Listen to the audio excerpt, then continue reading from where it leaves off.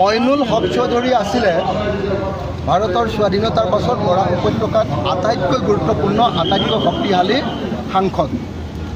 মইনুল হক চৌধুৰীৰ দিনতে বৰাক উপত্যকাত কাগজ কল হৈছিলে, সৈনিকত হৈছিলে, মেডিকেল কলেজ হৈছিলে, ইঞ্জিনিয়াৰিং কলেজ হৈছিলে। তাৰ পাছত আৰু বৰাক উপত্যকাই আৰু বেছি গুৰুত্বপূৰ্ণ শক্তিশালী MP পোৱা নাই।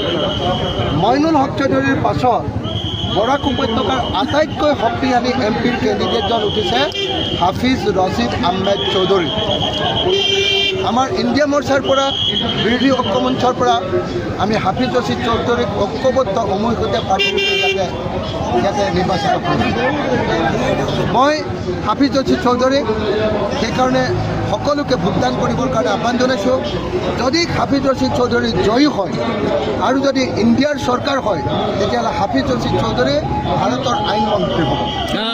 আৰু যদি হাফিজ ৰছিদ চৌধুৰী জয়ী হয় আৰু যদি ইণ্ডিয়াৰ চৰকাৰ নহয়, যদি বিজেপিৰ চৰকাৰ হয়, হাফিজ ৰছিদ চৌধুৰীয়ে বাঘৰ বাচ্চাৰ দৰে সংসদ কঁপাই থাকিব পাৰিব। গতিকে এই মুহূৰ্তত মই বৰাক উপত্যকাৰ কৰিমগঞ্জ লোকসভা সমষ্টিৰ সকলো ৰাইজকে আহ্বান জনাইছোঁ যে হাফিজ ৰছিদ চৌধুৰীক আপোনালোকে ভোট দিয়ক। আমি যোৰহাট আৰু ডিব্ৰুগড় লোকসভা সমষ্টিৰ মানুহে ইতিমধ্যে বিজেপিক বিদায় দিছোঁ। তাত আমি গৌৰৱ গগৈ আৰু আমাৰ লুৰিণজ্যোতি গগৈক জিকাবলৈ সিদ্ধান্ত লৈছোঁ। বৰাক উপত্যকাৰ মানুহক হাফিজ ৰছিদ চৌধুৰীক জিকাই পঠিয়াওক। এই তিনিওজনে ভাৰতৰ লোকসভা দখল কৰি পেলাব, অসমৰ হাতলৈ ভাৰতৰ লোকসভা আনিব। মই সেইকাৰণে সকলোকে হাফিজ ৰছিদ চৌধুৰীক ভোটদান কৰিবৰ কাৰণে বিনম্ৰভাৱে প্ৰাৰ্থনা কৰিছোঁ। আৰু আপুনি দেখা গৈছে যে গৌৰৱ গগৈ জিকিব বুলি আৰু লুৰিণজ্যোতি গগৈ জিকিব বুলি কৈছে, কিমান সম্ভৱ? যিহেতু ডিব্ৰুগড়ত মুখ্যমন্ত্ৰী মই আকৌ এবাৰ কৈছোঁ যে যোৰহাটত গৌৰৱ গগৈ ডাঙৰীয়া জিকাটো 100% খাটাং আৰু ডিব্ৰুগড়ত লুৰিণজ্যোতি গগৈ জিকাটো 100% খাটাং। উজনি অসমৰ বেছিভাগ চিটতে 5টা চিটৰ ইলেকশ্যন হ'ল, বেছিভাগ চিটতে আমি বিৰোধী ঐক্য মঞ্চ জড়িত হ'ম। বৰাক উপত্যকাটো সেইকালে শিলচৰ আৰু কৰিমগঞ্জ দুইটা লোকসভা সমষ্টিতে আপোনালোকে বিজেপি দলক পৰাভূত কৰক আৰু 2026 চনত তেতিয়া আমি বিৰোধী ঐক্য মঞ্চৰ চৰকাৰ বনাব পাৰিম। আমি হিমন্ত বিশ্ব শৰ্মাৰ এই বিজেপিৰ সাম্প্ৰদায়িক চৰকাৰখনক ব্ৰহ্মপুত্ৰক আমি দলিয়াই দিব পাৰিম।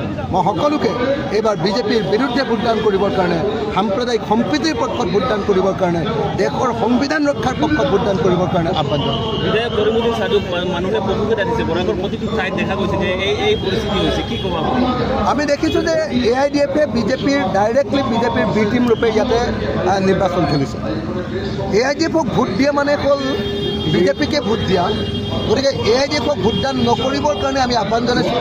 আৰু মই বৰাক উপত্যকালৈ আহিহে গম পাইছোঁ যে ইয়াতে AIDFৰ কেণ্ডিডেট আৰু AIDFৰ মানুহবিলাকক MLA বিলাকক এতিয়া বহু খেদা দি আছে। ৰাইজে খেদি ফুৰিছে, ৰাইজে খেদিছে, মিটিং কৰিবলৈ নিদিয়ে, গালি পাৰিছে, খেদিছে, মানুহে দৌৰাই দৌৰাই খেদি পঠিয়াইছে।